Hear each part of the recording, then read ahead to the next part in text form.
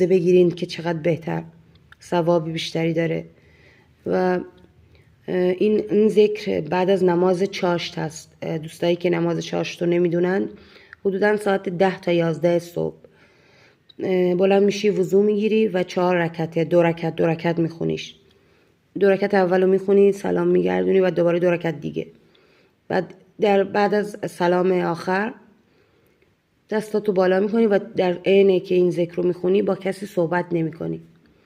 این ذکر یاسمی هست. یاسمی رو 50 مرتبه یا 500 مرتبه، قبلش درود ابراهیمی رو میفرستی، بعدش 50 مرتبه یا 500 مرتبه. فقط در حینی که این ذکر رو داری میخونی با هیچ کس صحبت نمی کنی.